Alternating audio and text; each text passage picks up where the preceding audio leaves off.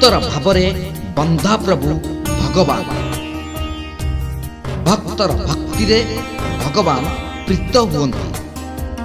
କଳି ଯୁଗରେ ଭକ୍ତି ମାର୍ଗ ହିଁ ଶ୍ରେଷ୍ଠ ମାର୍ଗ। ଜୀବେ ଦୟା ଓ ନାମରେ ଭକ୍ତି କଳି ଯୁଗେ ପାଳନ କରିବା ଉଚିତ।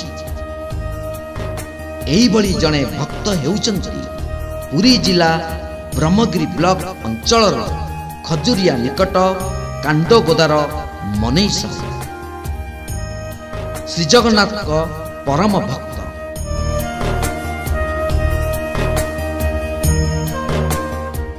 ସେତେବେଳେ ନଦୀ କୂଳରେ ଗାଁକୁ ରାସ୍ତା ନଥିଲା, ବ୍ରହ୍ମଗିରିକୁ ମଧ୍ୟ ରାସ୍ତା ନଥିଲା। ଚାରିଆଡ଼େ ଗହୀର ବିଲ। ଭକ୍ତ ମନେଇ ପ୍ରତିଦିନ ସ୍ନାନ ଓ ନିତ୍ୟକର୍ମ ସାରି ଖାଲି ପାଦରେ ଶ୍ରୀକ୍ଷେତ୍ର ଆସି ପ୍ରଭୁଙ୍କୁ ଦର୍ଶନ କରି ଫେରନ୍ତି। ଗୋଟିଏ ଦିନ ପୁରୀ ଆସୁଥିବା ବେଳେ ବାଟରେ ବିଲ ହୁଡ଼ାରେ ଦେଖିଲେ ବଗଟିଏ ଛଟପଟ ହେଉଛି। ବଗ ତଣ୍ଟିରେ କଣ୍ଟା ଲାଗି ଯାଇଛି। ମନେଇ ସାହୁ ହିଡ଼ ମୁଣ୍ଡରେ ବସି ଜଗନ୍ନାଥଙ୍କୁ ସ୍ମରଣ କଲେ, ଆହେ ପ୍ରଭୁ, ବଗ ତଣ୍ଟିରୁ କଣ୍ଟା ଖସେଇ ଦିଅ। ଏହି ସମୟରେ ଶୂନ୍ୟବାଣୀ ହେଲା, ଭକ୍ତ ତୋରି ନାମ ସ୍ମରଣ କରି କୁହ, କାଣ୍ଡଗୋଦା ମନେଇ ସାହୁ ତଣ୍ଟିରୁ କଣ୍ଟା ଖସି ଯାଉ। ସେଠାରେ ଏକ ଅଲୌକିକ ପରିବେଶ ସୃଷ୍ଟି ହେବା ସହ ବଗ ତଣ୍ଟିରୁ କଣ୍ଟା ଖସିଗଲା। ବଗ ମୁଣ୍ଡ ନୁଆଇ ତାଙ୍କ ଦେହରେ ଘଷି ହୋଇ ମନେଇଙ୍କୁ ପ୍ରଣିପାତ କରି ଆକାଶରେ ମୁକ୍ତ ଭାବେ ଉଡ଼ି ଚାଲିଲା। ଭକ୍ତ ମନେଇ ଜଗନ୍ନାଥଙ୍କୁ ମୁଣ୍ଡିଆ ମାରି ପୁଣି ଚାଲିଲେ। ସେହି ଦିନଠାରୁ କୌଣସି ବ୍ୟକ୍ତି ମାଛ ଖାଉଥିଲେ ତଣ୍ଟିରେ କଣ୍ଟା ଲାଗିଗଲେ ବଡ଼ ଲୋକମାନେ କୁହନ୍ତି, କାଣ୍ଡଗୋଦା ମନେଇ ସାହୁ ତଣ୍ଟିରୁ କଣ୍ଟା ଖସି ଯାଉ। ମହାପ୍ରଭୁଙ୍କ ପରମ ଭକ୍ତ ଭାବେ ମନେଇଙ୍କ ଖ୍ୟାତି ବଢ଼ି ଚାଲିଲା।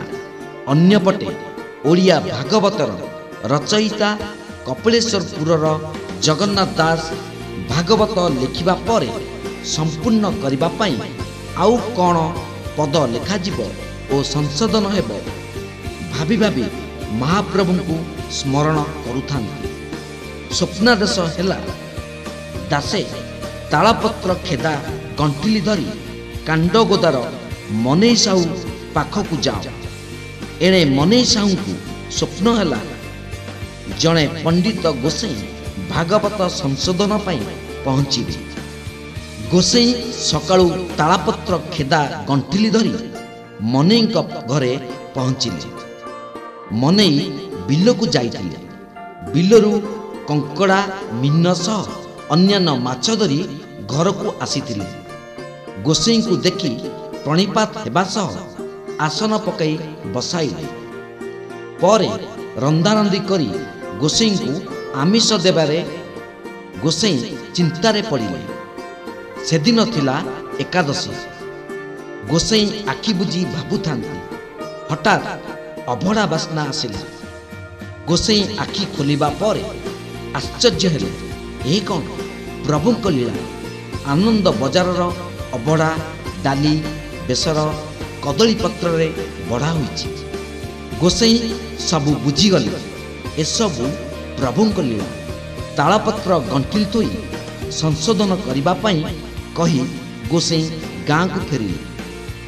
ତା ପରଦିନ କାଣ୍ଡଗୋଦା ଯାଇ ଗୋସେଇଁ ଦେଖିଲେ ଭାଗବତ ସଂଶୋଧନ ହେବା ସହ ପ୍ରଥମ ପଦ ନମଇ ନୃସିଂହ ଚରଣ ଅନାଦି ପରମ କାରଣ।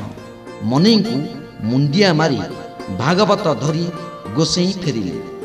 ମନେଇଙ୍କ ବୟସ ବଢ଼ିଲା, ବୃଦ୍ଧ ଅବସ୍ଥା ଆସିଲା। ମନେଇ ଆଉ ପୁରୀ ଚାଲି ଚାଲି ଆସି ଦର୍ଶନ କରିବା କଷ୍ଟସାଧ୍ୟ ହେଲା। ପ୍ରଭୁଙ୍କୁ ସ୍ମରଣ କରି କହିଲେ, ପ୍ରଭୁ, ମୁଁ ଆଉ ଖରା, ଶୀତ, ବର୍ଷା କାକରରେ ଚାଲି ଚାଲି ଯାଇପାରିବି ନାହିଁ। ଏହା କହି ନିଦରେ ଶୋଇପଡ଼ିଛନ୍ତି। ପ୍ରଭୁ ସ୍ୱପ୍ନାଦେଶ କଲେ, ଖୁବ୍ ଶୀଘ୍ର ମୁଁ ଦାରୁ ହୋଇ ତମ ଗାଁ ନଦୀରେ ଲାଗିବି। ନବକଳବର ଆସିଥାଏ। ନଦୀରେ ଦାରୁ ଲାଗିଥିବା ଜାଣି ମନେଇଙ୍କ ସହ ଗ୍ରାମବାସୀ ନଦୀ କୂଳକୁ ଯାଇଥିଲେ। ଦାରୁକୁ କେହି ଆଣିପାରିଲେ ନାହିଁ। ଶେଷରେ ଭକ୍ତ ମନେଇ ନଦୀରେ ପଶି ଦାରୁ ଧରିଲେ। ପ୍ରଭୁଙ୍କ ମହିମାରେ ଦାରୁ ତାଙ୍କୁ ସୋଲ ପରି ଲାଗିଲା। ସେ କାନ୍ଧରେ ଦାରୁକୁ ଧରି ଗ୍ରାମକୁ ଆସିଲେ। ଗ୍ରାମବାସୀମାନେ ଭକ୍ତ ମନେଇଙ୍କ ଭକ୍ତିକୁ ପ୍ରଶଂସା କରିଲେ। ପରେ ଭକ୍ତ ମନେଇ ପୁରୀରୁ ବିଶ୍ୱକର୍ମା ମହାରଣାକୁ ଡକାଇ ଦାରୁ ମୂର୍ତ୍ତି ନିର୍ମାଣ କଲେ। ଗଜପତି ରାଜା ପ୍ରତାପ ରୁଦ୍ରଦେବ ଭକ୍ତଙ୍କ ମହିମା ଶୁଣି ଗ୍ରାମକୁ ଯାଇ ମନ୍ଦିର ନିର୍ମାଣ ସହ 3 ବାଟି 3 ମାଣ ସମ୍ପତ୍ତି ଖଞ୍ଜା କରିଦେଲେ।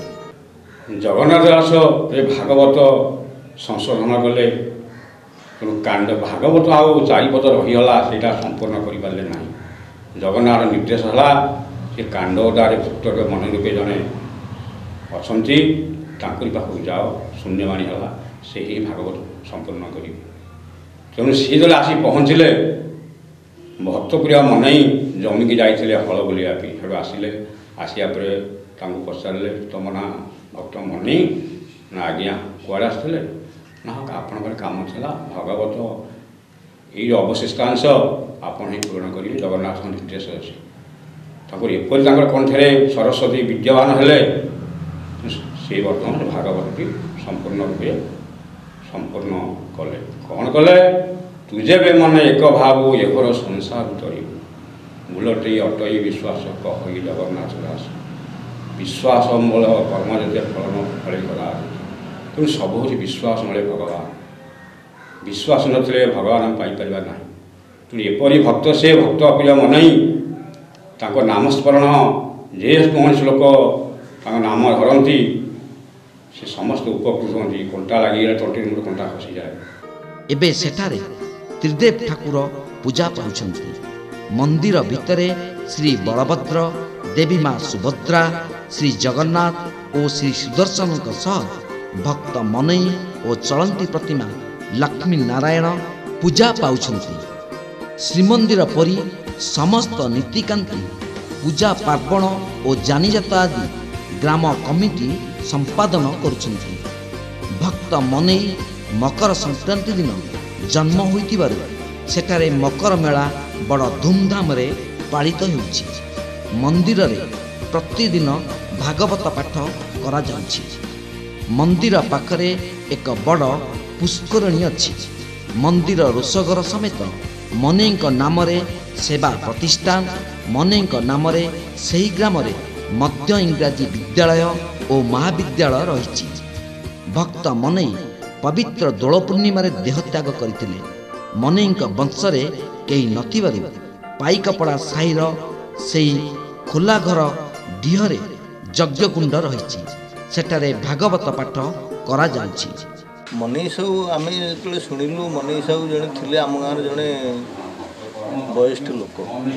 ସେ ସବୁବେଳେ ସକାଳୁ ଉଠିକି ତାଙ୍କର ନୀତି କାମ ହେଉଛି, ସବୁବେଳେ ପୁରୀ ଯାଆନ୍ତି, ପୁରୀ ଜଗନ୍ନାଥ ଦର୍ଶନ କରନ୍ତି, ଗାଁକୁ ଫେରନ୍ତି। ଏମିତି କିଛି ଦିନ ଯିବା ପରେ ସେ ବୃଦ୍ଧ ହୋଇଗଲେ। ବୃଦ୍ଧ ହେବା ପରେ ସେ ଠାକୁରଙ୍କୁ ଜଣେଇଲେ ଯେ କୌଣସି ମତେ ମୁଁ ଆମ ଗାଁରେ ପୂଜା କରିବା ପାଇଁ ଚାହୁଁଛି। ନିଚ ବାଙ୍କଠି ତାଙ୍କର ପ୍ରତିମା ମୂର୍ତ୍ତି ଆସି ଭାସିକି ଲାଗିଲା। ସେ ମନେଇ ସାହୁ ନିଜେ କିଛି ଲୋକଙ୍କୁ ଧରିକି ଯାଇକିରି ସେ ମୂର୍ତ୍ତି ଉଠେଇକି ଆଣିଲେ। ଆଜିର ସମାଜରେ ଆମର ଛୋଟ ଛୋଟ ପିଲାଙ୍କର ଯେତେବେଳେ ମାଛ ଫାଛ ଖାଇକିରି କଣ୍ଟା ଫଣ୍ଟା ଲାଗିଯାଏ, ଆମେ ଯଦି କାଣ୍ଡଦା ମଣିଷ କଣ୍ଠରୁ କଣ୍ଟା ଖସିଯାଉ 3 ଥର କହିଦେବୁ, ସେଇଟା ଆଟଲିଷ୍ଟ ଖସିଯାଏ। ତେଣୁ ଇଏ ବି ବର୍ତ୍ତମାନ ସୁଦ୍ଧା ଚାଲିଛି। ଏଇ ତ ତାର ପୂଜା ପ୍ରବଣ। ୟା ପୂର୍ବରୁ ଥିଲା ଏ ଅର୍ଦ୍ଧନଗ୍ନ ଗୋଟେ ବିରାଟ ଫାଉଣ୍ଡେସନ୍ ପଡ଼ିଥିଲା ମନ୍ଦିରର, କିନ୍ତୁ ଚାଳ ଛପର ହୋଇକିରି ଇଏ ତ୍ରିମୂର୍ତ୍ତି ସ୍ଥାପନ ହୋଇଥିଲା। ये दीर्घ 500 वर्षर पूर्वर घटना। ये सी जहाँ होना कहीं जन्म माटी कांडगदा माटी की जगन्नाथ सहित पुरी धाम सहित संस्कृत कर भक्त मन एकदम पारंगम थे। एवं प्रति वर्ष भक्त मन मकर संक्रांति की यथाविधि अनुसार आम पालन कर आसु। श्री जगन्नाथ परम भक्त मनेई साहू होइतिबारु अनेक भक्त एही पीठ को दर्शन करने को जाउछन्ति। ଏହି ପୀଠକୁ ଯିବା ପାଇଁ ହେଲେ ପୁରୀରୁ ବ୍ରହ୍ମଗିରି ବଜାର ଦେଇ ଗୋପ ଛକରୁ ଡେଲାଙ୍ଗ ରାସ୍ତାରେ ଯିବା ପରେ ଖଜୁରିଆ ବଜାର ପଡ଼ିବ। ସେଠାରୁ ଅଳ୍ପ ଦୂରରେ କାଣ୍ଡଗୋଦା ପୀଠସ୍ଥଳୀ ପଡ଼ିବ। ସେହିପରି ଚନ୍ଦନପୁର ଠାରୁ ବୀର ନରସିଂହପୁର ଛକରୁ ନୂଆ ଜଗନ୍ନାଥ ସଡ଼କରେ ଗଲେ ଶୁକଳ ଛକରୁ ଖଜୁରିଆ ରାସ୍ତାରେ ଯିବାକୁ ପଡ଼ିବ। ଗ୍ରାମବାସୀମାନେ ଏକାଠି ହୋଇ ମାଘ ମେଳା, ଦୋଳ ପୂର୍ଣ୍ଣମୀ, ମକର ମେଳା ଓ ଅନ୍ୟାନ୍ୟ ପର୍ବପର୍ବାଣୀ ପାଳନ କରୁଛନ୍ତି। କାଣ୍ଡଗୋଦା ଗାଁର ସେହି ମନ୍ଦିରକୁ ଯାଇ ମହାପ୍ରଭୁଙ୍କୁ ଦର୍ଶନ କରିବା ବେଳେ ଭକ୍ତମାନେ ଭାବବିହ୍ୱଳ ହୋଇ କହିଥାନ୍ତି, ଧନ୍ୟ ଭକ୍ତ ମନେଇ ମନୁଆ ଠାକୁରଙ୍କୁ ମନେଇ ପାରିଲ। କାଣ୍ଡଗୋଦା ମନେଇ ସଉ ତଣ୍ଟିରୁ କଣ୍ଟା ଖସିଯାଉ, ଆଜି ପର୍ଯ୍ୟନ୍ତ ଏ କଥା କଥିତ ରହିଛି ଏବଂ ଏବେ ବି ବିଶ୍ୱାସ ରହିଛି। ସମସ୍ତେ ଏହି କାଣ୍ଡଗୋଦା ଗାଁକୁ ଆସୁଛନ୍ତି, ଯାହାର ଯେତେବେଳେ ତଣ୍ଟିରେ କଣ୍ଟା ଲାଗୁଛି ସିଏ ମଧ୍ୟ ମହାପ୍ରଭୁଙ୍କୁ ମୁଣ୍ଡିଆ ମାରି ମନେଇସଙ୍କୁ ମୁଣ୍ଡିଆ ମାରି ତାର କଣ୍ଟା ଖସି ଯାଉଛି। ଏହି ପ୍ରଥା ଏବେ ବି ଚାଲିଛି, ଏବେ ବି ବିଶ୍ୱାସ ରହିଛି। ଭିଡ଼ିଓ ଜର୍ଣ୍ଣାଲିଷ୍ଟ ରବିନାରାୟଣ ଜେନାଙ୍କ ସହ ହେମନ୍ତ ବଳିଆର ସିଂ ଓ ସୁଧାଂଶୁ କନକ ରିପୋର୍ଟ, ତୀର୍ଥକ୍ଷେତ୍ର ଲାଇଭ୍।